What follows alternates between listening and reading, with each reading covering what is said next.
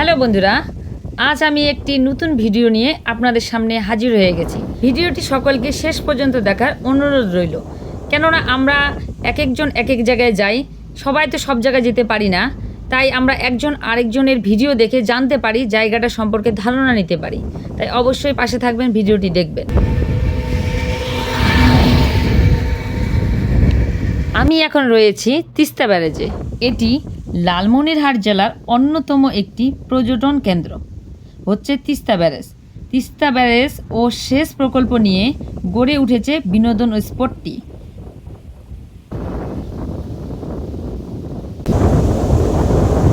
এখানে রয়েছে সেচ পাইপস, খাল, বনায়ন আর পাথর দিয়ে বাঁধানো পার, সব মিলে এক তৈরি হয়েছে মনোরম পরিবেশ।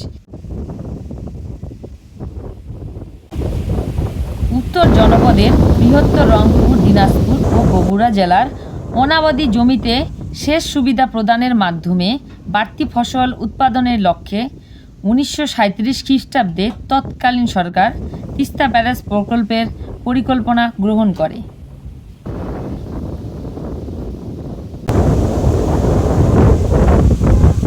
মূল পরিকল্পনা গৃহীত হয় 1953 খ্রিস্টাব্দে। পরবর্তী 1979 খ্রিস্টাব্দে লালমনিরহাট ও নীলফামারী মহকুমার সীমান্তে তিস্তা নদীর উপর 44টি রেডিয়াল গ্রেড সম্মিলিত 615 মিটার দৈর্ঘ্য বিশিষ্ট ব্যারেজটির নির্মাণ কাজ শুরু হয়। এর নির্মাণ কাজ শেষ হয় 1990 খ্রিস্টাব্দে। বাইপাস ক্যানেলের উপর নির্মিত গেটসহ এই ব্যারেজের মোট গেট সংখ্যা হচ্ছে 52টি।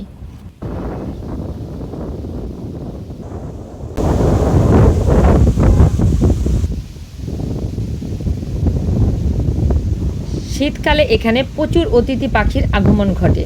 শীতকালে আমাদের নদীর পানি তো সবাই জানেন যে শুকিয়ে যায়, তাই বালু দেখা যাচ্ছে, অনেক দূর দূর বালুচর হয়ে গেছে। এই পরিবেশটি এতই সুন্দর এবং মনোমুগ্ধকর যে কারো আসলে মন ভরে যাবে। দেখতে পাচ্ছেন আপনারা প্রাকৃতিক সৌন্দর্যে ভরপুর চারদিক। এখানে রয়েছে এত পরিমাণ পানি, যতদূর চোখ যাচ্ছে শুধু জল আর জল। সামনে দেখতে পাচ্ছেন বালুচর একটি জায়গা, নদীর পাড় দিয়ে বালুচর দেখতে পাচ্ছেন, কি সুন্দর একটি ব্রিজ। এখানে যেতে পারলে আপনাদের হয়তোবা অনেকেরই খুব ভালো লাগবে। খুব সুন্দর একটা পরিবেশ, খোলামেলা জায়গা, আমাদের সকলেরই ভালো লাগে। তাই আমরা মাঝে মাঝে ঘুরতে বের হয়ে যাই এরকম পরিবেশের মধ্যে, আর খুব ভালো লাগে। সবাই একসাথে ঘোরাফেরা এবং আনন্দ, বিভিন্ন জায়গাগুলোকে চেনা হয় আমাদের।